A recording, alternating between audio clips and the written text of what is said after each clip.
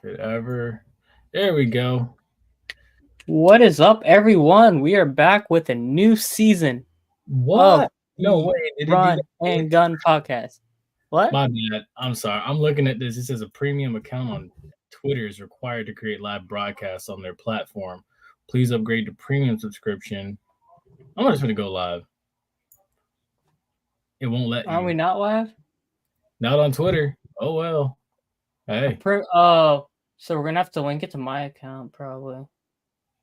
Video backgrounds are not supported. Wow, this is interesting. That's crazy. All right. So if You you have to have are Twitter Blue to go on Twitter to go live. Wow, that would BS. Yeah, that's funny. That means more people need to come to YouTube and like, share, and subscribe. That's all it means. Yeah, that's true. That's true. We are So live on YouTube, Facebook, and IG right now, I believe. YouTube hasn't. yeah, Okay, yeah, we are live on YouTube. Well, that yeah. kind of ruined the whole intro flow I was going on, but it's all right. What is up, everybody? Welcome to a new season of the Run and Gun podcast, season 9, episode 1. We are back. NFL season right around the corner. College football week 0 is definitely right around the corner. How's it first? Preseason already started. Yeah, second game technically is tomorrow night. Mm-hmm. So The yeah, fun has begun back again, guys. Olympics full swing. We could talk a little bit about that in Hot Topics. I got to figure out this Twitter thing next week. By next week, we'll figure it out. Oh yeah, Anyways, I'll post that during the intro. But yeah, run the rest of the intro. Oh well, yeah, folks. Be sure to like, share, and subscribe, and be sure to leave a comment tonight if you're watching. So yeah, let's go ahead and run it. That's interesting how that happened. Let's go.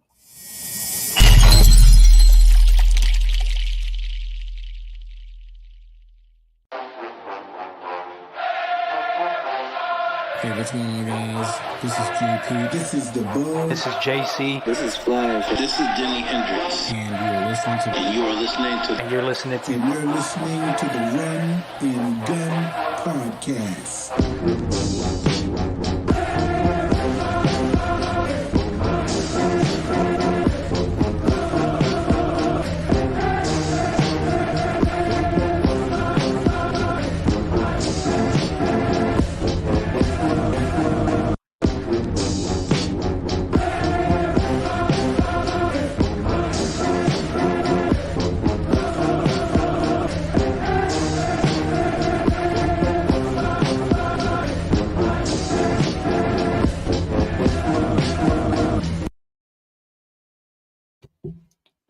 All right.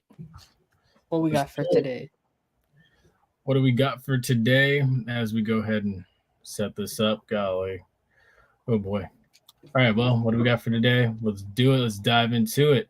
So right out the gate, a couple of key games week 1 for HBCU ball as we approach, Orange Blossom Classic, huge implications on what the Celebration Bowl could play ahead as and how the SWAC could play out, how the MEAC could play out. So essentially week 1 as follows in the SWAC. You have FAMU, Norfolk State, obviously that's week 0. Then you come into week 2, or not week 2, but week 1. Alcorn plays UAPB, Pine Bluff plays Arkansas. Got FAMU and South Carolina State. You got Mississippi Valley and Tennessee State, Texas Southern and Prairie View. And then you got Southern and McNeese, and then Orange Blossom Classic September 1st, North Carolina Central and Alabama State. The 3 p.m. kickoff down in South Florida. I'm going to be honest with you. I'm looking forward to all of it between week 0 and week 1. It's a lot of key games, a lot of key highlighted games that could have a lot of implications, primarily, the MEAC Select Challenge week 0, FAMU Norfolk, and then, of course, I'm also looking at, Orange Blossom Classic to wrap up week 1. So both of those games, key factors at play. Both, they matter a lot because, I think at some point you're going to see both teams clash, Norfolk and NC Central, and, of course, FAMU and Alabama State. MEAC title could be on the line in one end. SWAC title definitely could end up being on the line on the other end.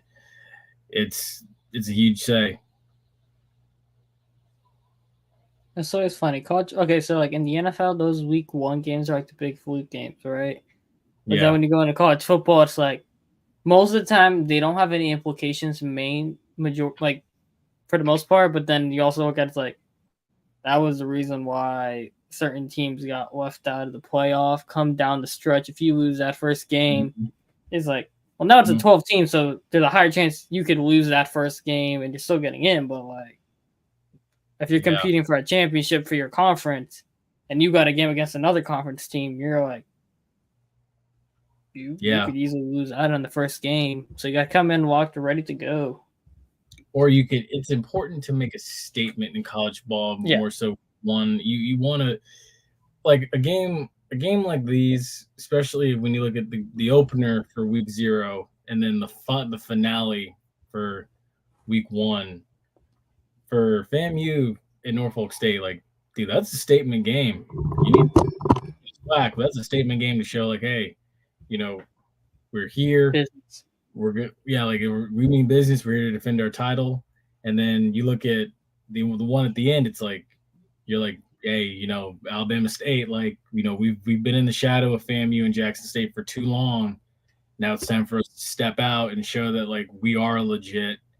And right now it's like there's a little bit of QB controversy in Montgomery because the man that was supposed to be the man so far, rumor has is not looking like the man, and the one that's the project is looking to be like it's probably the man. It's gonna end up like, how do you say this nicely? The RDC World video where it's like the backup quarterback, the starter's hurt, backup quarterback goes and plays, and he loses his job because the whole team is like, hey, that's not bad for a backup. I've seen that. That is pretty much what's gonna probably happen. So the guy's supposed to be the man. Week 1, he'll probably start. The benefit of the doubt. I think you're gonna see old. You're gonna see that next one come in, and it's gonna be exactly like that video. Oh yeah. And it now raises the question for week 0 in Atlanta. I know a lot of people are wondering, like, FAMU, who starts at QB? It's like, I'm gonna give you a spoiler alert. I've said it myself. You said you miss. Dang, all right. Well, I miss them too because it's like nowadays you just don't have the continuity at QB anymore with the transfer portal and stuff, and guys only given at most 2 years unless you're absolutely the guy and this is also a rarity nowadays, unless you actually absolutely love where you're at. Mm-hmm. And, I like that moose was good. Hey, see this, but you gotta new era though. My money's on Hendon Hooker's brother. Honestly, I'm gonna be real with you. I don't think he's gonna start this year. Oh, he's gonna probably be a FAU guy then. I think he's the future. Quite honestly, I'll tell you like this. Spoiler alert: my money's on whoever the best player is at the position. Whoever Coach Henry, Coach bro, Bird. that is such a cop out, bro. That's a cop out. Come on, you can't be copping out like that. Look, whoever they trust the most is who you got to roll with. Yeah, but you can't put a money bet on that. Come on now. That's a cop out. That's where I'm riding. I'm a cop out, but I'm gonna ride with it. I'm like, look, it's whoever takes the best care of the ball. It's whoever the guys in the huddle trust the most. Spoiler alert! I say this. You're gonna hear this again on Friday. That's who I trust the most. Whoever the coaches, Coach Burrs, Coach Henry, and Coach Colsey trust the most, and whoever the offensive line, the wide receivers, and tight ends trust the most, that's who needs to be the starter. And if they get in late to bed and then someone else has to come in and do their job, that's who the starter needs to be going forward. Because practice reps are completely different than game reps. If it's Mertovich, go with him. If it's Daniel Richardson, go with him. If it is Austin Hooker, by all means, go with him. That way you're set for another 3 or 4 years. And you don't have to worry about that. Bro, I remember junior. He started that Orange Blossom. What 22, 3 years ago. It was the he came in a relief spot for Rashawn McKay in 21, and Yeah, 3 years ago. Yeah. and then he started the next week against Fort Valley. It looked like pure dog crap. Then he gets bit. We never see him again unless it's in a backup role. Plays the Lincoln game, doesn't look good because he doesn't have a QB coach. He hadn't had a QB coach since Coach KJ Black, who left to go to the Atlanta Falcons. Well, he left. We went to the Rams. Now he's in Atlanta. So now, he finally has the QB coach and a guy that played pro ball in Canada, and Coach Henry Burris. So hopefully the message gets delivered across clearer. And if it hasn't by now, you may have to roll with Daniel Richardson, or you may have to roll with the kid out of Miami, or you may have to roll with the kid who came in from California, or Alston Hooker. So it's like who starts. This is why I'm like, I don't know. You have a better chance of winning money at the roulette table than you do of picking who's going to start for FAMU. Look, honestly, knowing me that I've played roulette a couple times and I like my chances. Probably right. You're probably right. You're probably right. So with that being said, but what you said though, with going with whoever the coaches trust best, I think we're gonna see at least two guys start games this year. I don't think it's gonna be one guy. Whoever wins week 1, I doubt they're gonna blast the whole season. You know what I mean? And that's a possibility. That is a possibility. It's you also got to think about it like this too. It's like, and this is how the legend of Jeremy Musa was born, because it was said that, when they played UNC, even though they went in there undermanned, it was, you're going to see both McKay and Musa. This competition's far from over. And then Musa goes in there, shows out. You're basically going toe-to-toe with UNC. McKay goes over to Willie Simmons and says, hey, you can't really put him in. You can't really take him out. He's balling right now. True teammate, good teammate, did what's best for the team. And so that's how the legend of Jeremy Musa is born, right then and there. And he's the starter for the next 2 years. I don't think you're going to have you could have a situation like that, actually, when you get to Atlanta, where you never know, Daniel Richardson could go in there and ball out and just toss three TDs before halftime. And then, no questions for the rest of the year. Exactly. That's that. That's the end of it. Like or he goes in and craps the bed. By the second half, you have a different guy in. Well, actually, I doubt it would be second half. More week 2. You see a new guy. Yeah, probably be second quarter, or you just rely heavily on the run game and you still kick the crap out of Norfolk. Yeah, pretty much. Yeah. Next up. Also, too, Kendall Bowler, he continues to rack up preseason honors this year. That's the best DB in HBCU ball, hands down. In my opinion, the question right now is not a matter of if he'll get drafted. Well, the question is a matter of if he'll get drafted. So, yeah, I guess so. What team he ends up on? It's not like if he gets drafted, it's more like where he's going to end up. I think with Bowler, it's more similar to how Marquise was. It's like, he's definitely going to be talented enough to contribute in the NFL. It's more just, is the NFL going to get over themselves and actually draft HBCU guys, or they just go to put teams where it's best for them, like you see with Marquise in Dallas and Isaiah in Indianapolis. Yeah, no, I agree with that. I agree with that statement. And actually, I'm going to share my screen right now and show you one of the preseason honors that he did receive. Him and Deco Wilson, actually. He also made a freak list of one of the most freakish athlete players. But this is also right here, the HBCU Plus Player of the Year preseason watch list. According to FCS Stats and HBCU Plus, which I completely agree. Say again? It's a nice edit.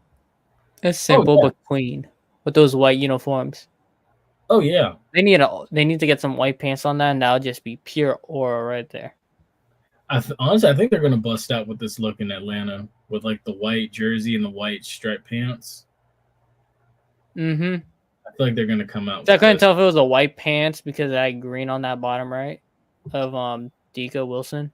Oh yeah, I think that's his shirt. I think that's just undershirt. Yeah. Yeah.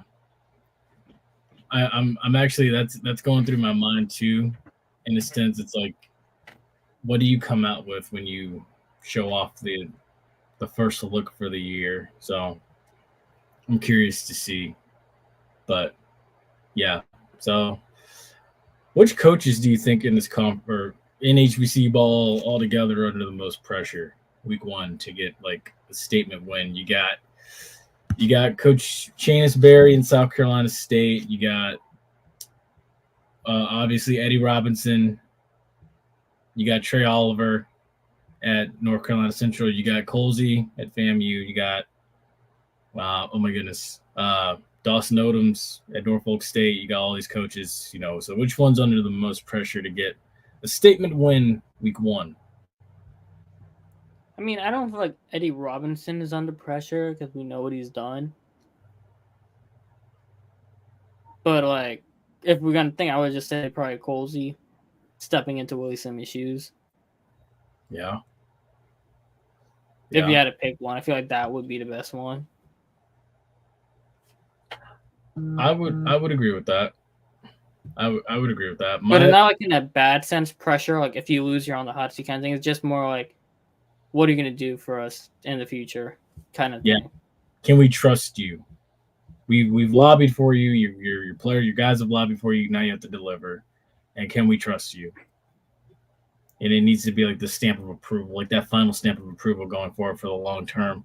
Mm-hmm. For me, I mean, personally, for me, honestly, it's oh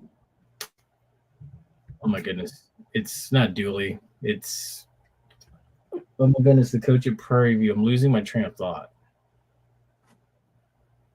Oh my gosh, McDowell. It's Bubba McDowell at Prairie View.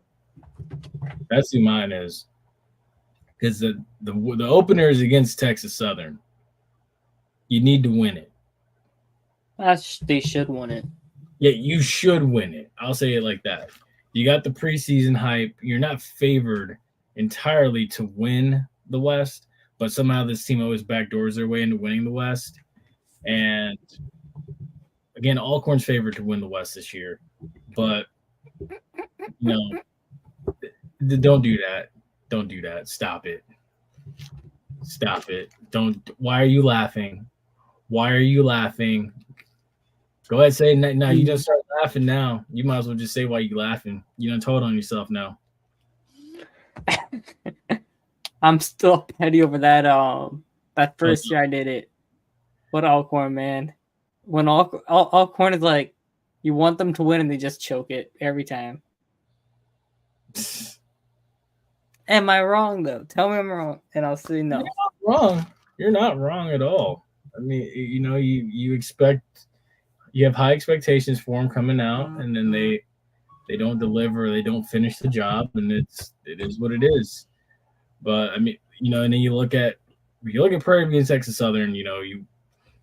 Last year you beat Texas Southern only by 3 points. If you're really going to be the team that you proclaim to be, you got to win that game by at least 20, in my opinion, to make me feel comfortable and make me really believe the press clippings.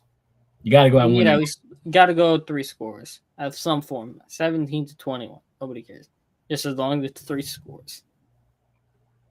It needs to be like a 34 to 10 type game, in my opinion. To make me check 24 points. How do you go from 21 points to a 24-point game? I mean, it's still. I said win the game by at least 20.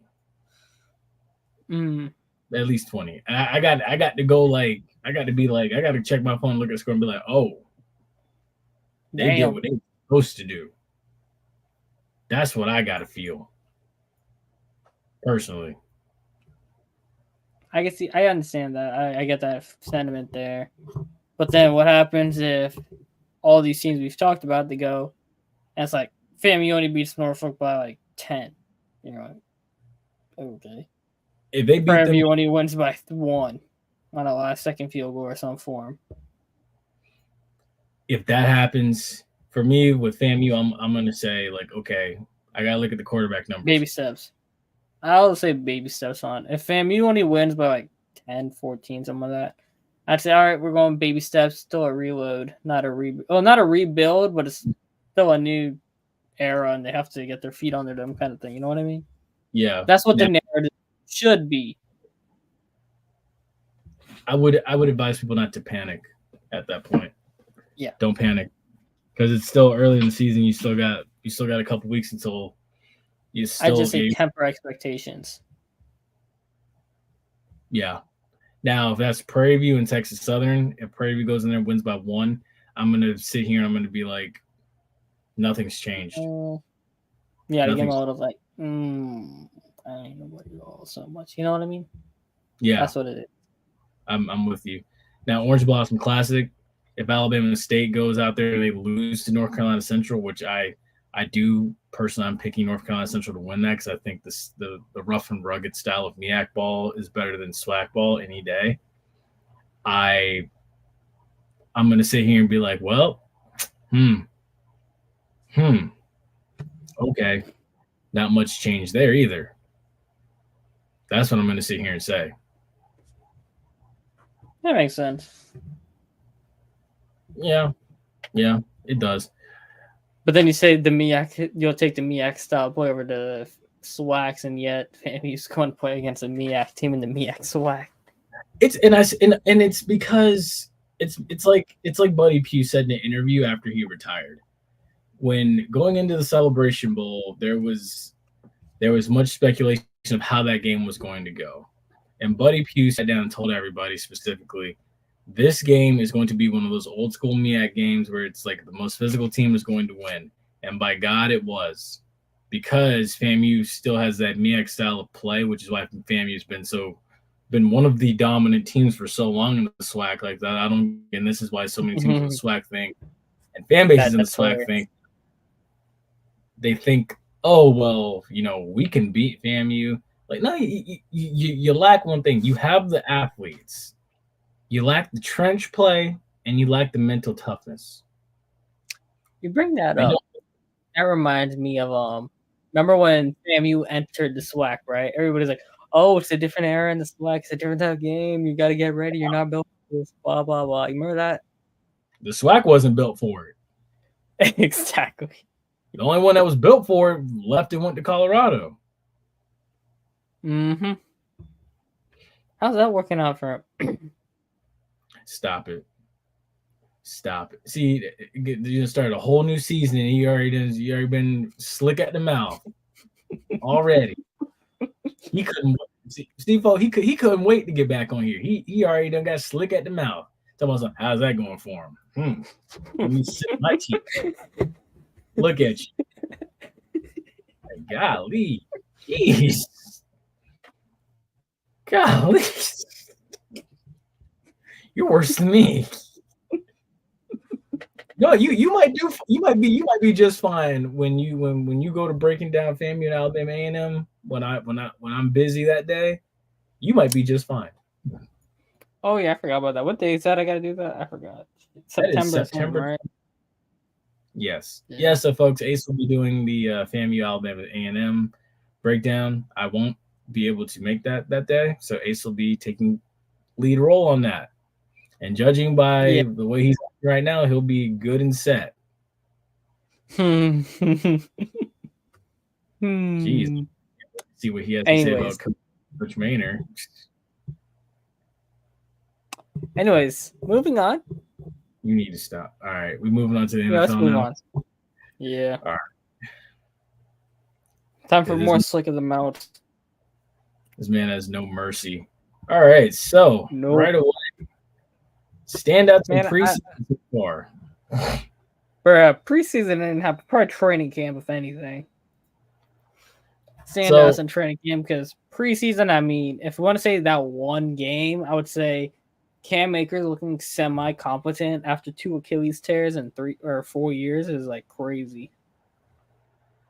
Yeah. That's the only thing I could say for preseason. Now for training camp, standouts would probably definitely be Malik Neighbors. I mean, he's already caught 17 out of 18 targets and already had a fight. Like he's stepping perfectly into that Odell Beckham role. Mhm. That's not what I wanted to do. I did want to blow this up though. Hold on. I click on it.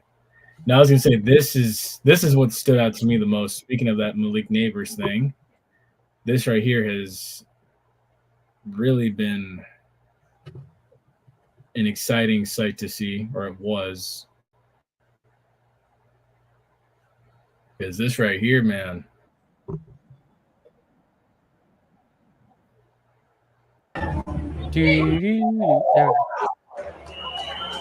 Bro, did a drive-by.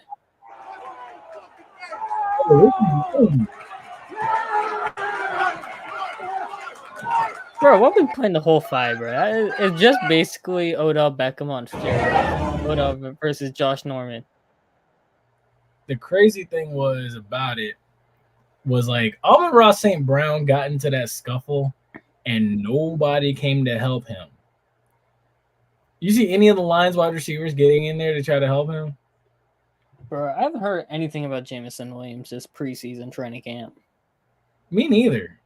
Surprisingly. You've heard like Quentin Johnson. At first he was doing good and then he had that bad drop and then nobody talked about him for the rest of training camp. But like, bro, Jameson Williams, you aren't hearing a peep out of him. I don't even know what's going on with bro. Like, he has some big expectations on him right now because, well, Josh Reynolds' brick hands is gone, so you don't have to worry about him dropping balls in the NFC Championship game. But your playmaker who could score touchdowns needs to, take that next step. Mm-hmm. And they need him to play like he was the 12th overall pick. I had to think about it. I forgot. Olave was 11, so he was the 12th pick. And the Lions traded up a lot to get him. So it's not like it's nothing. They need him to show up and play like how he did at Alabama. Yes. And like I'm looking at it, there is not barely any reports or any videos on him during training camps. I don't know what is going on here. Yeah, you would think a guy of that nature, a ball player of that nature, would be standing out on tape. Like we've seen footage of like Marquise Bell making plays. We've seen footage of, Christian Watson making plays. Well, at least I have. Damn. First video I found of him was Nick McLeod pass breakup on Jameson Williams from yesterday on Twitter. Let's see. Here's the next one. Let me watch this play, see what he's doing. It's a wheel, cross motion, brought him across. And it wasn't even a wheel route. He just ran out to the flat. That's it, really? That's the best he could do? Dang. It's been a quiet That's a decent one. That's the out route, though. He juked the hell out of a guy. There's just not a whole lot of media coverage on him. I guess maybe Detroit, Amon-Ra also overshadowing him with that massive contract. And Sam Laporte is pretty good, too. But, like... Again, that's why I say, I'm like, if that team is as close as they're supposed to be, then wide receivers should have jumped to his aid in that fight. They looked at it and Amon-Ra's like a chihuahua. But he can actually bite. You know what I mean? Like, on the field, he can bite, but, like, he's still pretty undersized for his position, so...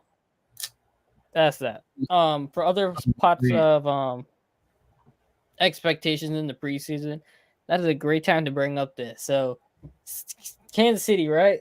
Won the Super Bowl. Went through that whole meat grinder of the playoffs.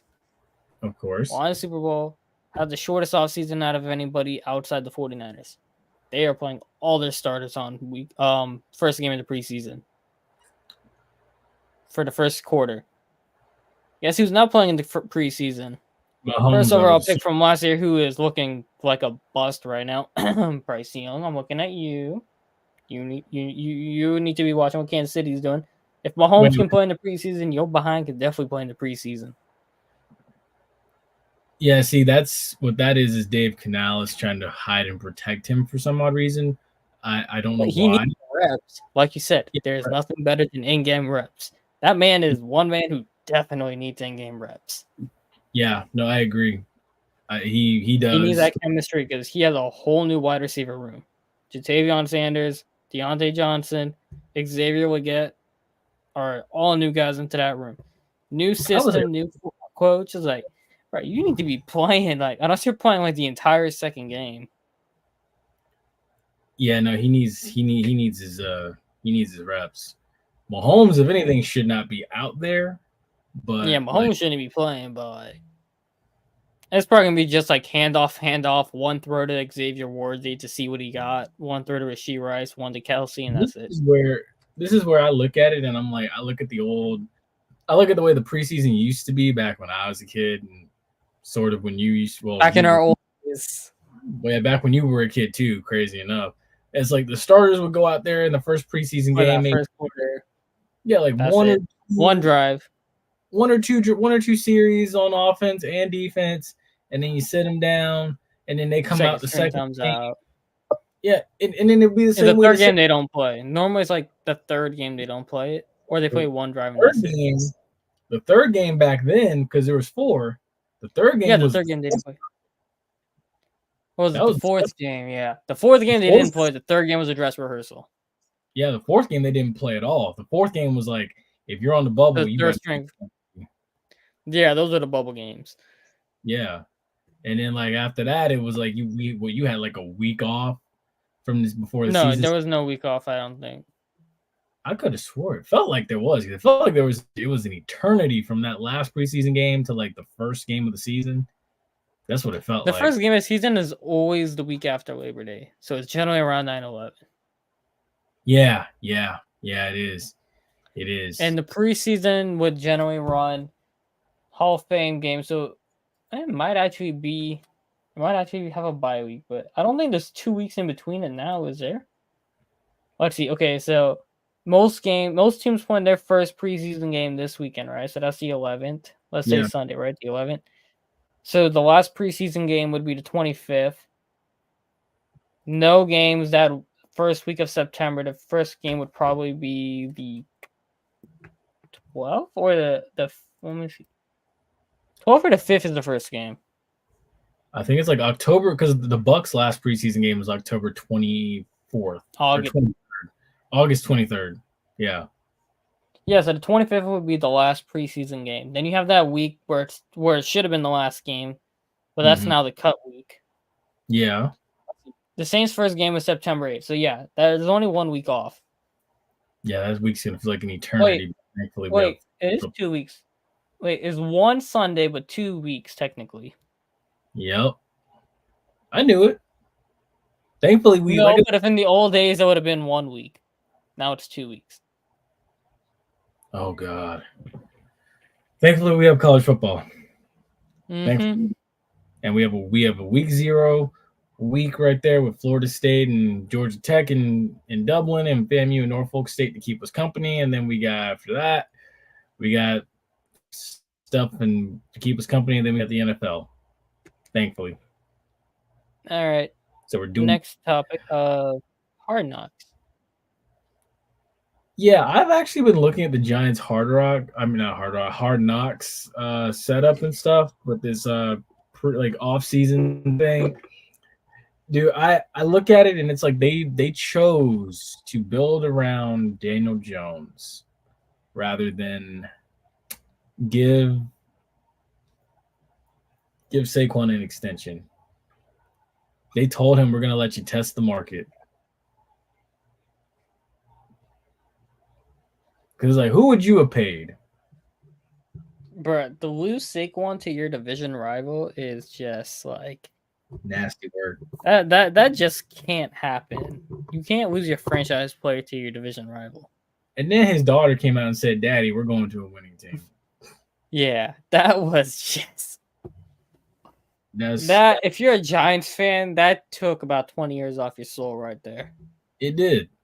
Because you know what's funny about it? You look at other guys that want out. So like you look at Brandon Aiyuk, for example. Prime example. Mm-hmm. Which is also like who's the best fit for Brandon Aiyuk. We'll get into that in a minute. 49ers are trying to get Brandon Aiyuk out of the NFC. by sending him to New England, or what was it, Cleveland? No, New England's out, so it's Cleveland or it's Pittsburgh now. Yeah, see, like they want him out of the NFC. But you Washington wants him, but they don't want him in the division or conference. The Commanders want him bad. The 49ers don't want to trade him to the Commanders. Oh, well, yeah, that's fair. Yeah, I would try to get him out of the NFC too. Or he doesn't want to go to the Commanders because everybody knows the Commanders' stadium is trash. It is. Among other things, it's trash. Now it would be nice to see him tandem up with Jaden Terry McLaurin. Oh, I was thinking Terry McLaurin, but yeah, Jaden Daniels as well too. It'd be nice to see that. But it's like, yeah, if you're smart, you don't ship him to a in-conference opponent. But if I'm also a 49ers too, I'm thinking like this, like, okay, send him there. What's the chances he'll make it out of the division anyway into the playoffs?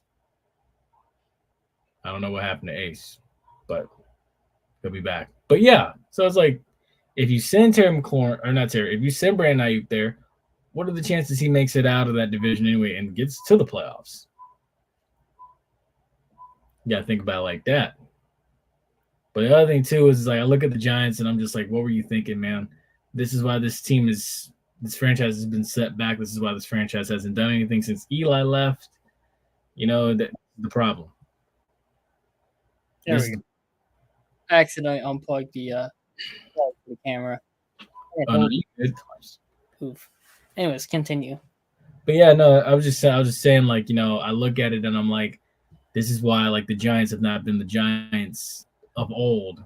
This is why the Giants have not been the Giants that they were underneath Eli and stuff. Because it's like, it's funny. I was watching that thing about like Jersey guys and what the Giants were and what it meant to be a Giants player. You don't get that sense of like entitlement and that Giants aura anymore. Nope, like, yeah, like nobody's afraid to play the Giants anymore like they used to be back in the day from a physical standpoint. They lost all their aura. The Giants. Yeah, 100%. And that's what it is with a lot of these older teams, I think. A lot of these older teams have lost their aura. The Giants are one of them. The Cowboys are one of them. Like, nobody's afraid to go play the Cowboys anymore. Nobody's afraid to go play the Giants. I'd say also the Saints, since Drew Brees retired, nobody is afraid of going to the Superdome and playing. No, nobody's really afraid of going to Pittsburgh anymore. It's another trip. Nobody's I guess in spurts and pieces the Broncos, but nobody's really afraid to go play the Broncos anymore. Nobody's really afraid to go play the 49ers anymore. 49ers they can get to a Super Bowl, they just can't win it. Mm-hmm. Me and Hendrix talked about that it was so weird. I don't know how we ended up talking about it. I guess we were talking about like the Ravens and Steelers' success back in like the 2000s, 2010s between Ed Reed and Paul Maher, right? And we talked about the 49ers because it was the Ravens 49ers Super Bowl, and we were talking about like 49ers are basically just glorified Cowboys where they can make it, but they're never going to probably win a Super Bowl in a long time. They're one of those teams. They just burnt all their good luck in those 90s, 80s eras. And now in 2000, they just can't win it. You saying this about the Steelers? No, 49ers and Cowboys. Oh, true. Yeah. No, I would agree. And you know what's crazy about it is like I still have more faith in the 49ers to get to a Super Bowl and win it than I do the Cowboys. Well, to be honest, I really don't think the 49ers are going to win it with that team. With Shanahan, I don't think they'll win a Super Bowl. They'll make it. I just don't think they'll win it. Mainly because I don't think Purdy can ever beat Mahomes if it comes to that. I don't think Purdy could beat Joe Burrow if it came to that, to be honest with you. I don't think Purdy could beat CJ Stroud. So, CJ Stroud, I'll say him too. I'd even say Lamar Jackson. Lamar needs to get the Ravens out of their own heads. That's all the stuff we talk about in the AFC North video. Y'all go check that video out. Yeah. I don't feel like I'm regurgitating half of that stuff we talk about, but it's like the Ravens, half the stuff with the Ravens is mentals. It's all up here for them to get past Mahomes. Mm-hmm. They should have won that AFC Championship game. Their heads got in the best of them in that moment, and Zay Flowers decided to taunt, and it caused the end of the Ravens. I would agree. Maturing. funny enough, speaking of coaches, not you mentioned Shanahan, Nick Sirianni, according to some people, is coaching for his job this year. So, I'm not shocked. I'm going to go ahead and ask it. I think Sirianni was carried by Shane Steichen. Yes. I saw what happened to Indianapolis last year. They lost Anthony Richardson, and they almost made the playoffs with Gardner Minshew. Mm-hmm. And that offense was cooking. The only issue with the Colts was their defense was terrible, and they couldn't stop a fly. That was the only thing holding back the Colts last year was the defense. And this year they went and got a pass rusher and Latu. It was Latu or something like that. And then they go and get a wide receiver 2 for Anthony Richardson with Adonai Mitchell. You're like, wait a minute. They might be cooking over there. Yep. And while the Eagles, it's like that offense was atrocious last year. Like they had flashy games here and there, but like the actual schemes and play calls of the offense, it was just not the same as it was in the year before with Shane Steichen. What did they do to really get better? You bring in Saquon, that's going to help your run game, I guess. But then it's also like DeAndre Swift was pretty solid last year, and you still had an incompetent offense for the most part because your scheme just wasn't it. And you had the best offensive line when Jalen Hurts played great, but then also Jalen Hurts, it's like him and A.J. Brown were kind of beefing at some points. Now A.J. Brown is supposed to be good now, so who knows? I like how people tried to play that off and say like, "Oh, this is how guys talk to each other." I'm like, nah, he was pretty pissed. He was pissed because he wasn't getting the ball. Mm-hmm. Like, that's not exactly how guys talk. That's kind of like how Terrell Owens used to talk to Donovan McNabb, if we're being specific. And look how that went. Mm-hmm. That's all I have to say. I remember. So Eagles. I think Sirianni also was kind of losing that locker room last year, and that secondary was just in shambles. You realize they got rid of Bradbury so fast. Mm-hmm. But they got your boy. I had to throw that in there. They brought your boy back because he voiced his opinion real hard. Yeah, he voiced his opinion, yet he conveniently gets hurt when it's time to play the Saints, and he's been ducking them for the last 2 years. He ducked Michael Thomas for 2 years, talking smack, and I'm surprised nobody signed him, but Michael Thomas might have tweeted his way out of the league at this point. Because it's funny because what did he say about Tyrann Mathieu? He said, he's better than Tyrann or something like that. He said they replaced me with him, and look where they at. I'm like, dang. Look where he's at. He won and blew a tackle on McCaffrey, which led to a touchdown in the NFC Championship game. So, sheesh. How's that working out for you there, buddy? You tell him, Ace. You tell him. I'm not defending Dennis Allen. I'm defending Tyrann. Honey Badger's chill. I don't defend nobody else on that team, really. I'll defend certain players. I'm not defending the team. He did hit the little game-winning shot to get them out of practice early and everything like that. I mean, the Saints working out Justin Simmons. I don't know if you go put Honey Badger with Justin Simmons. I believe we talked about Justin Simmons in the AFC West video. That'd be a crazy safety duo. I ain't gonna lie. That would be actually. On top of that, with Lattimore, Debo, Kool-Aid, and Alontae Taylor, that's like the best secondary in the league. It's just that quarterback is pretty trash. But long story short, so is everyone overreacting to Sirianni right now? I'd say. Oh. Mm-mm. So you do think he's coaching for his job this year?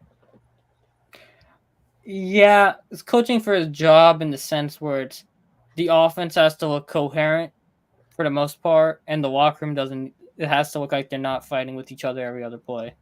So would you say they need to make the playoffs, or they need to win the division, and they need to win their first round in the playoffs for Pretty him much, to yeah. be 25? They got to at least make the divisional round, yeah. Yeah, I could stick with that because honestly, if they don't, if something similar happens, so let's say they have to come back here again and play the Bucks, and they get busted up again, he's out. Or let's say they lose the division to Dallas or to, I don't know, wild guess, Washington, and they end up going to the wild card, and they win the wild card again, and they get to the division round and they lose, I think he's gone. You said Washington, and that puts up to this points like if Dan Quinn goes there and beats out the Cowboys and the Eagles for the division, both Sirianni and Mike McCarthy are getting fired, guaranteed. Oh yeah, I can see and it. It's not impossible that Washington wins the division. It's just the offensive line has to improve a lot. And Jaden Daniels has to have almost not entirely a CJ Stroud type year, but something similar, or just underneath it. He would have to really trust Terry McLaurin, and he would have to have a stellar rushing attack. And if Austin Eckler can remember how to run a ball, who knows? On that note, we're gonna move on to college football. Good God. You are. We didn't even talk about Aiyuk. It's all good. He should go to the Steelers. We did. Oh, I guess we did. Yeah, kind of. Yeah, he should definitely go to the Steelers, though. Justin Fields is going to win that job in the preseason. It's going to be hilarious. Yeah.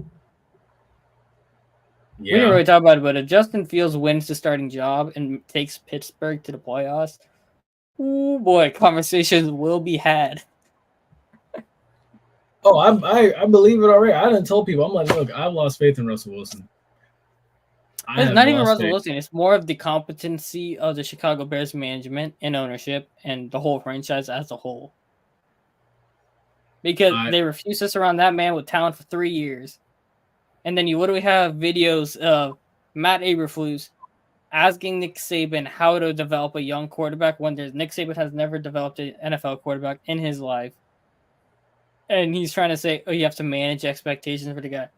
Bro, you single-handedly sabotaged Justin Fields' development last year. What did Luke Getsy? So I didn't want to hear anything from you, Eberflus. Blasting from a boy. We got to defend Justin. Defend Justin Fields at all costs? Goodness gracious. Hey, he's been looking solid in the training camp. This man that chose violence, episode 1, America. Episode 1. I'm gonna be With so that being petty. said, we're gonna go ahead and talk. Bro, I'm gonna be so petty. We're gonna go ahead and talk about these preseason rankings right here. So, that being said, hey, it's Kool-Aid. If you look at it as it and George Pickens, both NFL players now. That's crazy. All right, I can blow this up actually. Bro, this Oregon hype train is insane. Holy shit. They really think Dylan Gabriel's going to have Oregon that good this year? Sheesh. So looking at it right here, this is your top 10. Georgia, Ohio State, Oregon, Texas, which the jury's still out for me with Oregon and Texas. Alabama, Notre Dame. I am not that. I'm trying to figure out what's all this Notre Dame love. Michigan, I'm trying to see what they're going to be like without Harbaugh, so the jury's out right there. Penn State at 9. I don't get the preseason hype for Penn State. Penn State's guaranteed to lose you 2 games. There's also Florida State. Why is this popping up? It's an ad? It's an Amazon. It's an Amazon ad. Boo! We don't want your money. Stop. We don't want you. Go away. Let me shut up. I continue on. Yeah. Then there's Florida State here, which I felt like they should have been in last year, but last year's last year. We're gonna leave it at that. I'm confident. I like what Florida State's got coming back this year. I like what they added. And then you got number 11, Missouri. I like it. And number 12, LSU. Like it. Number 13, Utah. He ain't say nothing, so I don't think he liked that. Nah, Utah has Cam Rising, I believe, still, so they should be solid. Clemson, Tennessee. What's the rest of the list? I'm curious. So the rest of the list we got, and honestly, I'm trying to figure out. They really think Cam Ward gonna be like that for Miami to put Miami in the top 10. And Cam we Ward is have, gonna probably play his way into second round, first round conversations for the draft, but Miami as a whole ain't gonna be that great. I would agree with that. 16 is Oklahoma. That's really low for like coming into the season. I would say Kansas is gonna end up higher than Kansas State for sure. Jalen Daniels will play the whole year this year. Look out for Kansas. Iowa won't be there at the end of the year. I agree. Neither will USC. And neither will NC State or Arizona. Nope. You can make the argument neither will Miami. Probably Texas A&M too. Honestly, I think if we're gonna talk about Texas and Texas A&M, I feel like that Thanksgiving game, that Thanksgiving night game, or that Thanksgiving weekend game they play, that's coming back. Thank God, finally. That game has a lot riding on it, probably, or it could. I think Texas got it though. But then again, college football, you never know what will happen sometimes. You don't. You really don't. I think the last time they played it, it was actually played in College Station, so I think it's going to be in Austin this time. That's a solid one there. But let's see here. I would say Alabama will finish ahead of Oregon for sure. So I'm gonna say that of this new 16 team playoff, 12 team. Or my bad, 12 team. Of this whole new 12 team playoff, who in the top 12 can you see? Penn State out of there. Yep, I agree. Get Penn State out. Notre Dame will sneak in, but I doubt they shouldn't be there. I feel like Notre Dame shouldn't be there either. I'm going to tell you now. I feel like Notre Dame will not be there. I feel like Georgia, Ohio State, Florida State, Alabama, Ole Miss. I feel like those. I'm really curious what will happen with Michigan based on the allegations they have around them right now. If they'll be barred from the playoff, I don't know. I doubt they would. I mean, you literally let Harbaugh coach the championship games. I doubt they would have any major repercussions for whatever the hell the allegations are around them right now. I feel like essentially what someone said was with the whole Harbaugh thing was like he essentially got expelled, knowing that he doesn't go to school anymore. Like that's the equivalent of a kid getting expelled from school, knowing the kid doesn't go to school anymore. He wasn't coming back. And he knew it. He knew it, I think, before anybody else knew it. He knew he was heading back to the NFL. There was an opportunity that had arisen, and he was getting ready to go take it. And the funny thing is, he got the job that I felt that your boy Sean Payton should have took with the Chargers. It's not Payton's fault, so whatever. Not my problem anymore. He went and took a guy 12th overall who's a third-string quarterback. We didn't even talk about that. Jeez. What? Golly. This man is swinging with a sledgehammer. Bro, I told you I will be so petty this NFL season. I already got blocked by like the top Saints reporter for calling him out for gassing Derek Carr last year. Why are you swinging so hard with the sledgehammer? Golly. Jesus. This man is not playing this year. I'm about to make a name for myself there, boy. But what do you mean? Come Gambit. We're going to just be trolling the whole time. Oh, my gosh. So, all right, well, I think we already kind of know the answer to this one. Who is overhyped this preseason? I think we all know it's Oregon. I was going to say I like Dan Lanning. I just don't like Dylan Gabriel. Be real. I was going to say number 9. Number 7. Penn State, obviously. Like nobody's worried about Penn State. Penn State, now that we mention it, is you know that photo we always see it once in a while, right? Of Ohio State with CJ Stroud, Olave, Wilson, Marvin Harrison, and Smith and Jigba, right? Yeah. I found the original photo and it had Cam Fleming on the end of it, like on the end of the bench in that same photo. Yeah. And I did not know he left Ohio State and went to Penn State. because he was sucking so bad because of even with Stroud and Kyle McCord last year. I was thinking about the photo with the dragons. Oh yeah, but it's pretty much that. It's pretty much that same video, like the same photo of like the monster dragon, goofy dragon. Yeah, that is pretty much that, or the one with like a bunch of soldiers and there's a clown in the middle of it. yeah, Or yeah. a polar bear in Arkansas, Texas, Austin, Texas, or Arlington, Texas. That's the original meme. That's pretty much what it is. So like Penn State in this list is pretty much monster dragon. It's like 11 monster dragons, or actually 10 monster dragons, and Notre Dame and Penn State. Yeah, the goofy dragons. Yeah, that's pretty much what this list is. I would say you were actually spot on with that. Let's see. Can we pull up the Heisman odds on this thing? Ooh, I think we can. Let's do it. Who would win the Heisman? Might be some person we've not heard about yet who just comes out like a sophomore or a junior who just like they were a sophomore last year, had an under normal season and just blows up. And no, it's not Shadir Sanders before anybody says it. All right, so this is actually really good that this list is right here. Google actually has the list laid out. Don't pay attention to some of these guys because some of these guys are gone, but I do like how they did this list and played it out. I'm going to share it right now if I can. Okay, there we go. I'm going to share this list for you, and I feel like you're going to be like, get that man off this list. I feel like you're going to say that about somebody.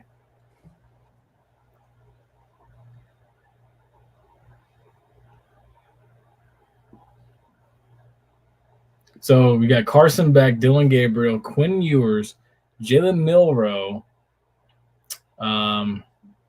Who's that? Jackson. Why is JJ McCarthy still on this list? That's crazy. I think they anticipated him to come back, but I guess not. Will Howard, Nico Lamaleva. I assume that's an I actually, because if that's the beginning of his name, it's probably I am a lava. Well, I have no idea. I'm a lava. Bro, if his name is actually I'm a lava, that'd be cool as hell. Jalen Daniels. I don't know. Who the hell is Jackson Arnold? Jackson Arnold is the quarterback at Oklahoma. Is he like new? Yeah, got to be because remember Dylan Gabriel was starting last year for Oklahoma. Yeah, I know Dylan Gabriel started last year, so I'm like, huh? Dylan Gabriel started last year. Oh, Riley Leonard went to Notre Dame. That's right. Okay, Notre Dame might not be that bad. Riley Leonard's going to be a first-round pick. Remember Will Howard? They really think Will Howard's going to be him? Nah, Jalen Daniels is better. Jackson Dart might be solid contender. Ole Miss might put up numbers, but I doubt they're going to actually think. Who the hell's Connor Wagman? Connor Wagman. I'm trying to see. On the right. Oh, okay. That is the quarterback for A&M? Texas. Yep. Never heard of him. And then you have Arizona's Noah Fifita. Fifita. That's a cool name. Who knows? And then you also have Ollie Gordon, who is like the only non-quarterback mentioned on this list. That's the running back, right? Yeah, this is the running back. He actually recently, it's funny enough, I know everybody got the ESPN update. He got pulled over for drunk driving. He had a 0.08 blood alcohol level. He got pulled over for 0.08? Yeah, I think it was like something like that. Well, the legal limit's like 0.08 though. Wait. Let me see. I need to double check. Let me see. There'll be no fake news, but I'm gonna go through this list while you do that. All right, Carson Beck, legitimate contender. Jalen Milroe's on this list twice is hilarious. I doubt he wins Heisman though. He's got to take another step for that to happen. I'd say it's highly unlikely. Here we go. Gordon registered a blood alcohol level of 0.11 and 0.10 when he was pulled over for driving 17 miles over the 65-mile-per-hour speed limit. Where'd he get pulled over? This is in Oklahoma. That's a nobody town. Okay, yeah, that makes sense. I'm about to say, like, if you got you ain't getting pulled over for 17 over on a 65 in Florida.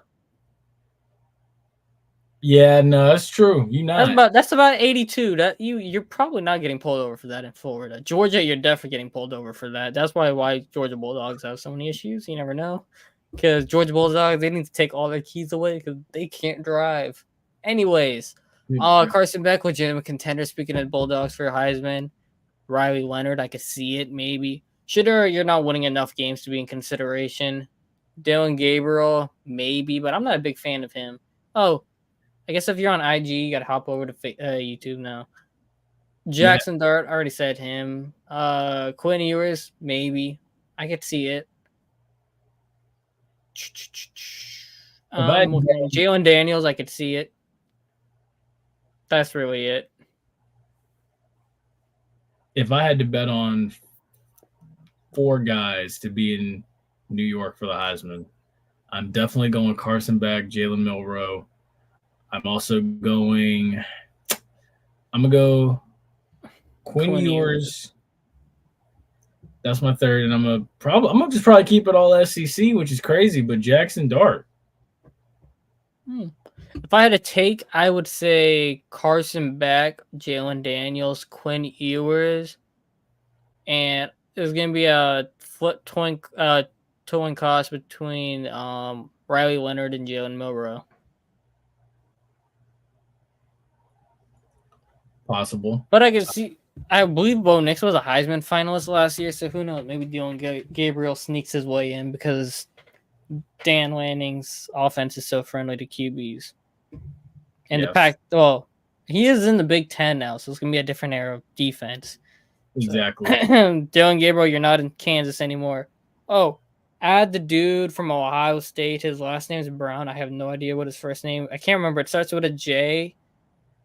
It's Jay Brown, I think it is, but he was at UCLA last year. I'd say keep an eye on him too for Heisman. Quayshawn Judkins is also the running back for Ohio State now. After transferring out of Ole Miss. Yeah, but I believe Traylon Henderson's still there though. So then that means they have a 1-2 punch. Yeah, Mecca came back too, so that's gonna be interesting.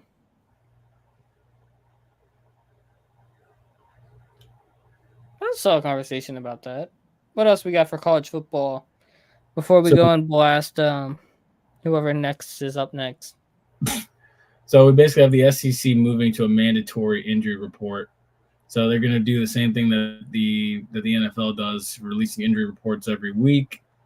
And a lot of people feel, SEC coaches are going to be trying to manipulate this and kind of butter it up. This year will be the first year of it. There's going to have somebody's definitely getting fined for misreporting injuries. Oh, of guaranteed. Course. And how somebody will get fined for it.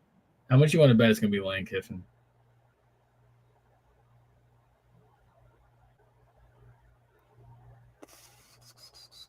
I know it's going to be Lane Kiffin.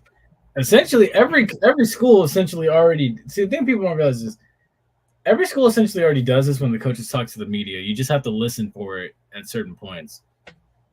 Willie Simmons did that every week. He released an injury report. It's just nobody took it down as questionable, out, doubtful, like how a lot of people do for the NFL.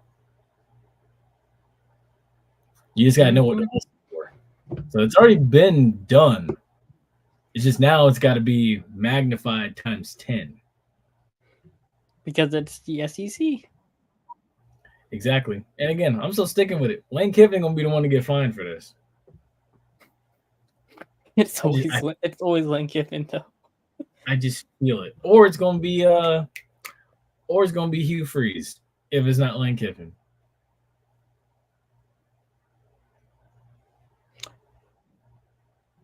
All right. If I take a run of the Florida schools, we already said Miami's going to probably be underwhelming this year. Florida's definitely going to be trash. I'm not even worried about the University of Florida. Just pack your bags. You're gonna be lucky for a bowl game. So not competing for anything major.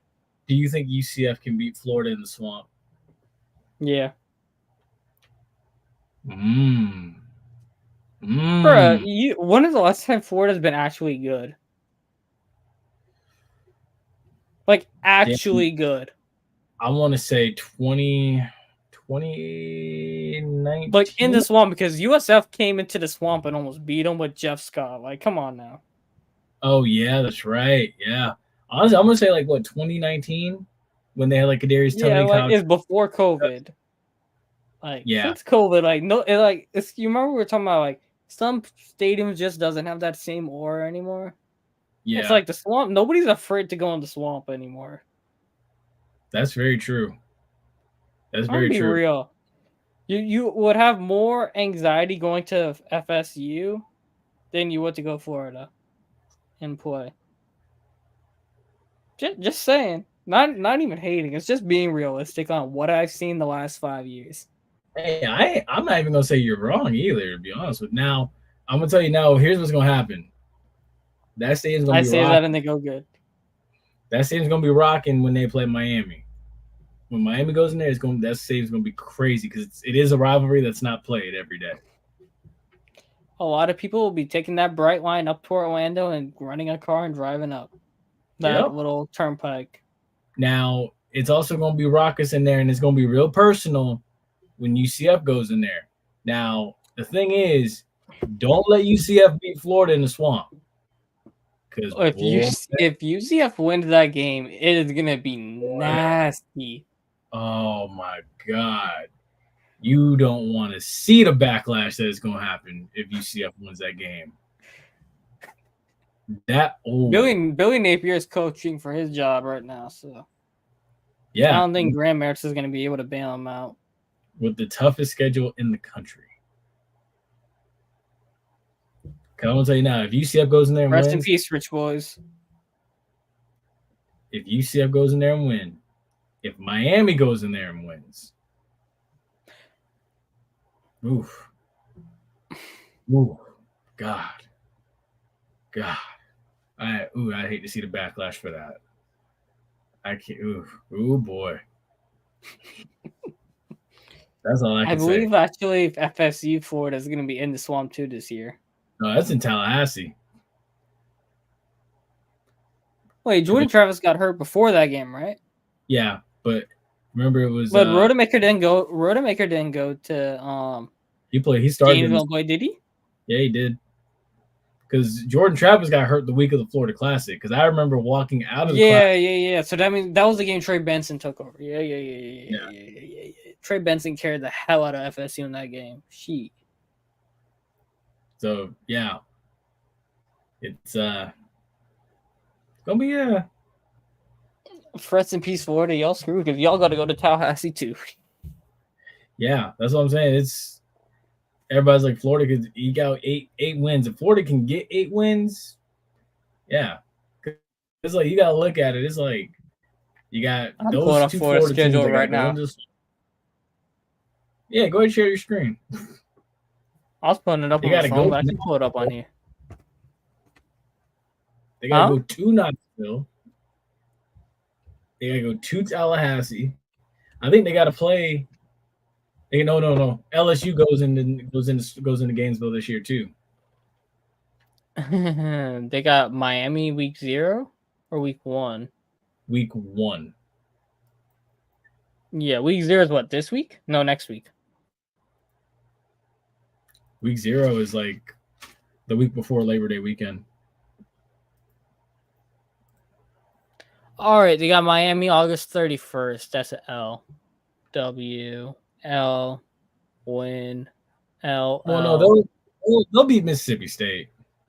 That's what I said. They'll get a W there. W there. Now, I don't think they're beating A&M though. I think they'll beat A&M. In this one, I think I'm gonna give them that. Okay, yeah. All right, so that's 3 there. I don't think they're beating Tennessee and Knoxville. You're not beating Georgia and Athens. Okay, I might give it Kentucky. I think you can beat Kentucky. You're not beating Texas, LSU, Florida State, or Ole Miss, though. Yeah, no, honestly, from November 2nd all the way to November 30th, like that is the month of November is like brutal. That is a gauntlet. Georgia, Texas, LSU, Ole Miss, and Florida State. Damn. They might, yeah, no, now that can make that's why Florida's gonna get to a bowl game this year. Florida has to win the first half of that schedule. Yeah, if Florida wants to make a bowl game, they got to be Miami and UCF. Because that's what 1, 2, 3, 4, 5. Yeah, they got to win them first 5 and then steal first 5. Maybe steal one against Kentucky. I question it's a coin toss right now if they can beat Tennessee and Knoxville. They might be able to. I doubt it. I don't think they can. I don't know. I watched Florida last year, and Napier just doesn't scream confidence. Like, their running game carried them last year, even though they had like Ricky Pearsall, Graham Merritt's combination going.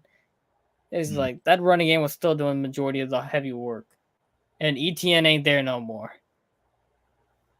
ETN, another guy who can't remember how to drive a car, so I don't know how much effort into that. Jesus, we have Pearsall, ETN. All those types of guys are gone. Honestly, it's probably possible Graham Mertz may not even start for Florida because they got the one. Oh, I don't even know who they got out beside Graham Mertz. What's his name? Oh my gosh, I'm waiting for it to come up, but AI is taking forever. DJ Lagway. He's projected to be the second quarterback for the Florida Gators behind Graham Mertz. He's a freshman from Willis High in Texas. But again, he could start. Is that good? Start as a freshman? How good this kid is. So let's see. In his senior year, he had 4,604 passing yards, 957 rushing yards, 74 total touchdowns, earning National Player of the Year honors. Some have compared Lagway to Packers star Jordan Love.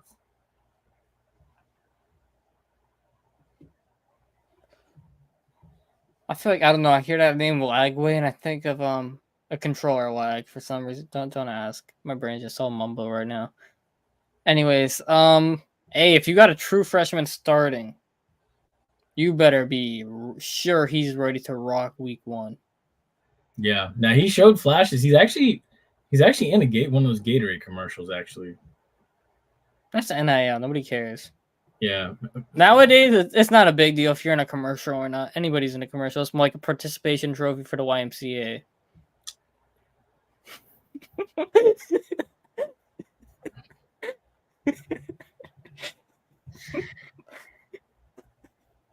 I'm not even laughing at what I say. I'm just laughing at your reaction.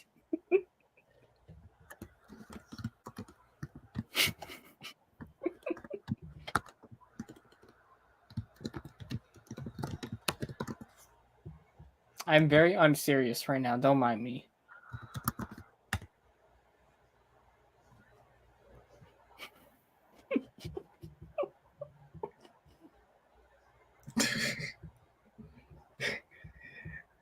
Twitter is missing a masterclass episode right now.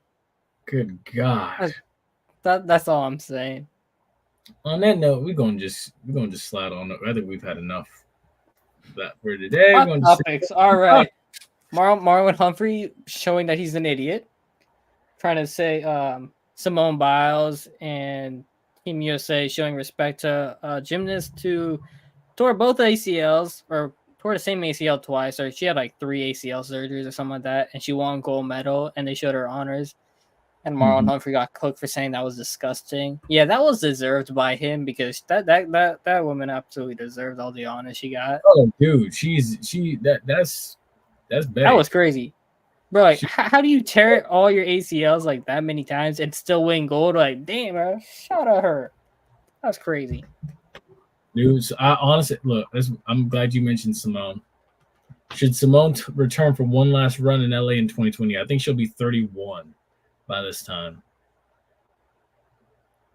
Depends on how busy her and Jonathan Owens get. This is true.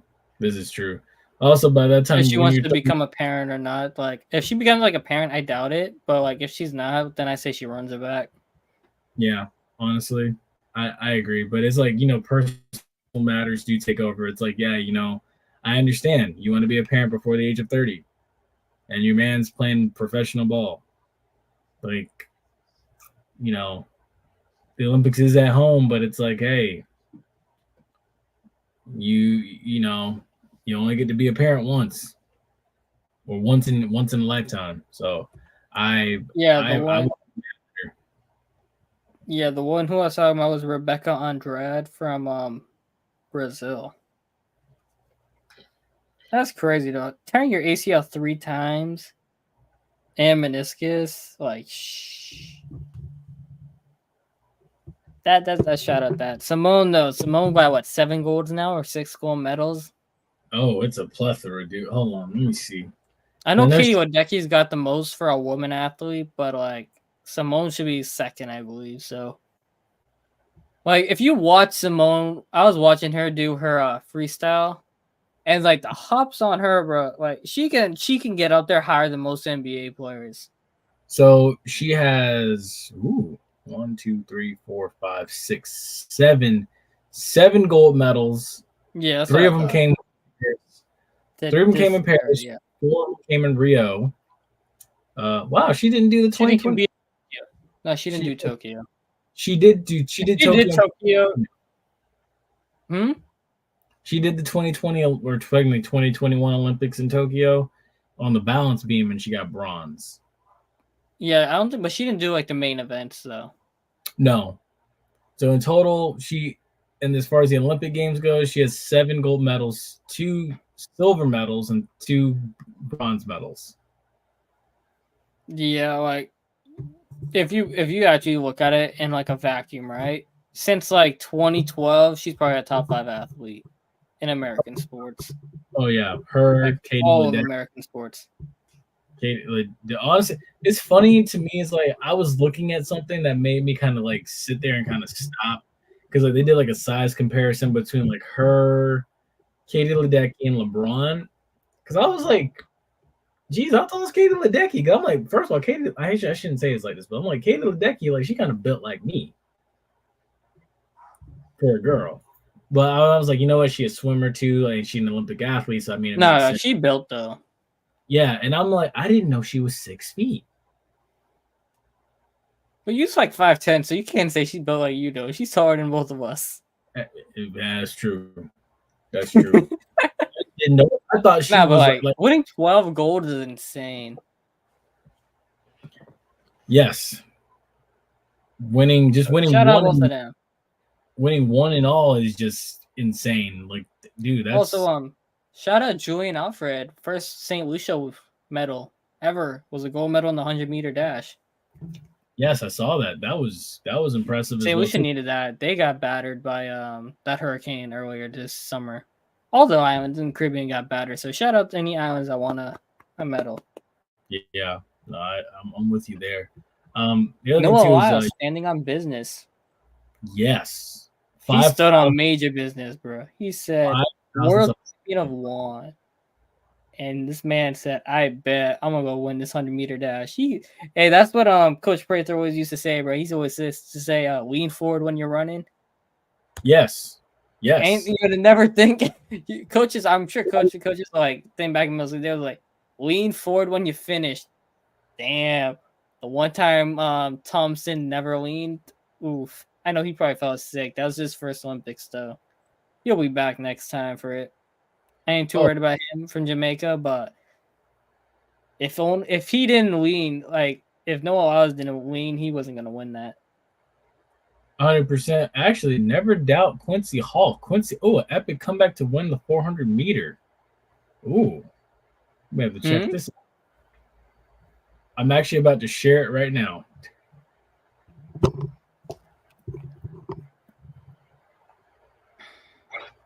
This is actually really interesting.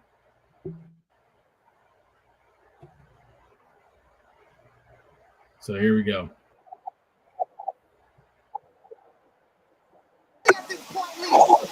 Jermaine Richards on the outside. Matthew Hudson Smith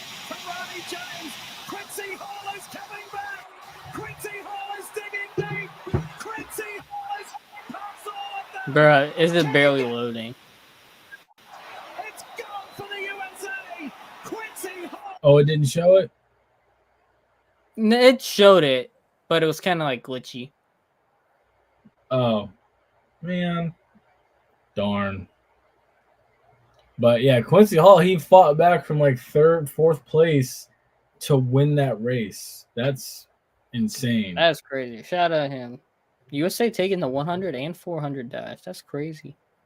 Dude, that's insane. I have no idea who won the 200. I don't even think they ran the 200 yet. I haven't heard anything about the 200. I was trying to find it somewhere. I couldn't find I know the it. women ran the 200 yesterday, and Gabby Thomas won that. Yeah. For the women. Dude, it's crazy because like these events have been taking place at like 4 a.m. our time. Yeah. I don't know why Paris is running those things at like 8 a.m. over there, but like, okay. Kind of random.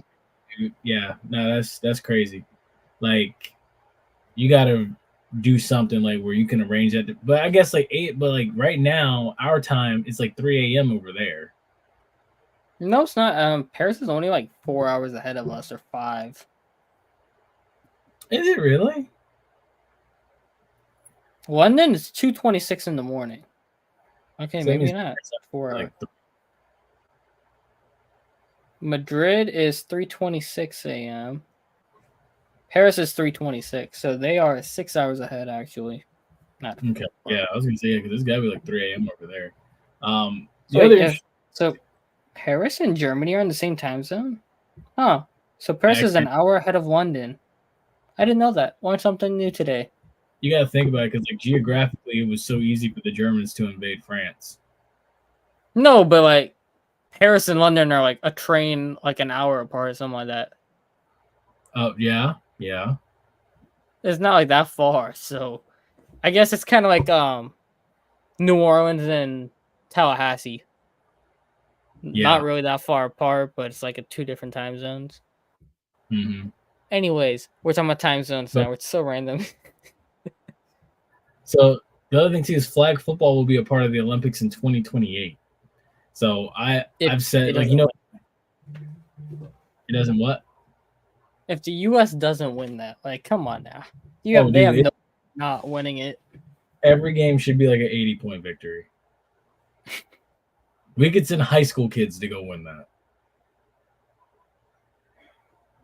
So I'm gonna say, but I do feel like will flag football have the same impact internationally as the '92 Dream Team? Because if you go back and watch The Last Dance, they kind of highlight like the international impact of basketball. If Yugoslavia was still a country, they would probably beat the U.S. in basketball right now. I'm just saying. You remember Yugoslavia? It's like what Croatia, Serbia, like all those little countries in like the eastern side of Italy, east of Italy. It used to be one country, and then they had that big whole deal, and it was really nasty, and they all broke up into tiny little countries. Okay. Yeah, like that would have been like Luka Doncic and Nikola Jokic on the same team. Oh. Okay. So yeah. But like basketball 92 Dream Team, I guess, but like basketball had some pretty good Europeans in the league around that era. So it's not like it wasn't irrelevant, but like if you can get more guys playing football, that'd be pretty good for the sport.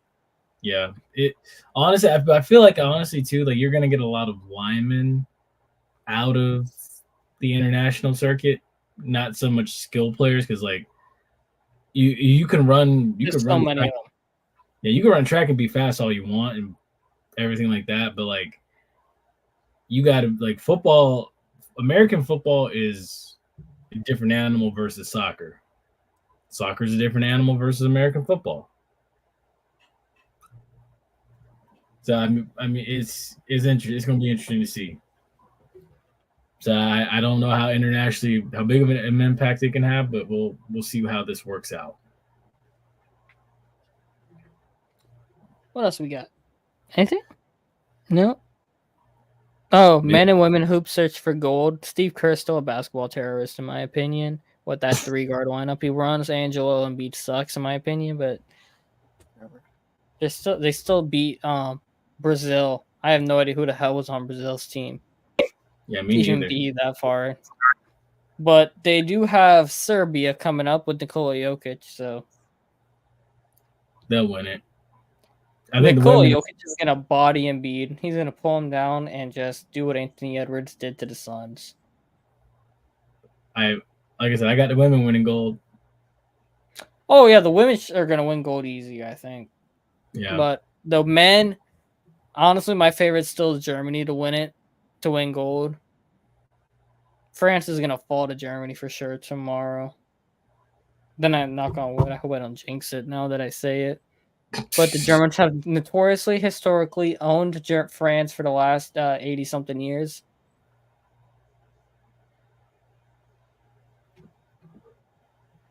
Oh They no, do blitz a lot.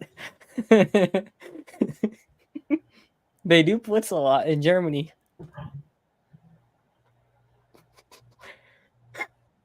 All of Magic Twitter make that joke, okay? It's okay. Don't worry. oh my god. Hey, Oh remember the... my Let me shut up. jeez. You said, golly, I would say, I'll tell you off air. dude. Jeez. Yeah, so Germany hasn't lost a game internationally in the last 2 years.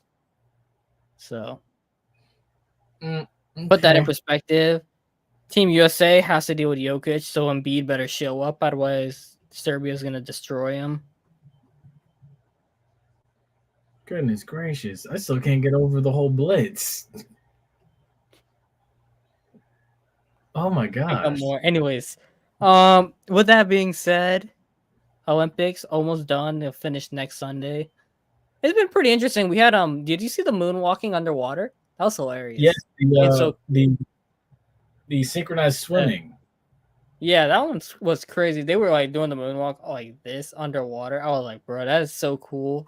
Every time I go in the pool and I go upside down, the water always gets up in my head. So like, I don't do that no more. But like, for them to do that is like, just like, what the hell are y'all doing? That kind of thing. Mm-hmm. Yeah, no, dude, it's you always find yourself watching the most interesting things when you watch the Olympics. Like for me, it's table tennis, archery. I didn't know that was like 3 football fields length away. And then you got what's the other one? Oh, the pistol shooting one with the guy who was definitely a hitman. Let's not forget that guy. That guy Oh, was yeah. 100% hitman. Oh, absolutely, 100%. Bro was like this, going cheat. I'm like, nah, And that then guy you was got 100% fencing. Fergus John Wick. You got fencing too. That's the other one that catches my eye. I was getting my haircut today. I was watching this one on the Olympics. I have no idea what this sport was. It was like basically, it was a lacrosse net, but the ball was around, and it was basically American football, but basketball kind of free, like how they were just like free flowing, and they would take the ball, catch it with their hand, and throw it into the net. Was it in a pool? No, it was on like a court, but it was like a hockey rink size or NBA court size. I couldn't tell the difference on the TV. Might have been field hockey. No, field hockey has a stick. This was like they were playing it like throwing it like a football almost. Throwing it to each other like thing, but basketball, instead of dribbling, they were just catching it, running, and throwing it in the net. I have no idea what the sport was, but I thought it was like the coolest thing. Interesting. Yeah. I don't know what that could have been. I'm because everything's going through my mind right now, from like rugby to like field hockey to water polo. It's a couple things. Like almost like water polo, but on a court. So polo? No, polo has a horse, doesn't it? Yeah, polo's a horse. So I don't know what. Anyways, with that being said, guys, I don't know if I have any more scrambled eggs up in my head right now to come out. Yeah, I don't know if we need to cut this off before you start talking about the Blitzkrieg again. I didn't say it. I did not say it. But now that you mention it, y'all know the last time what happened when Germans got embarrassed. You need to stop. Oh, good God. Oh, Jesus. I had that one in my head. It needs to come out. Anyways, I know you. With that being said, Thank you so much for a great episode, guys. We came back. We gotta get Twitter back up and running. We'll figure that out. Yeah, we Comment section was saying, hopefully y'all come back for the comments. We're missing all the comments. You know, we like them. Don't forget to comment. We'll interact. I sure it was a good thing we didn't have comments because the way my head was going today, I'd have probably said even more craziness if Drunk came on. Yeah, you probably would have. Yeah, folks, that's going to do it for us. Y'all stay safe, stay blessed. We'll see you next week. Also, family preseason breakdown video drops Friday. But good night. Peace.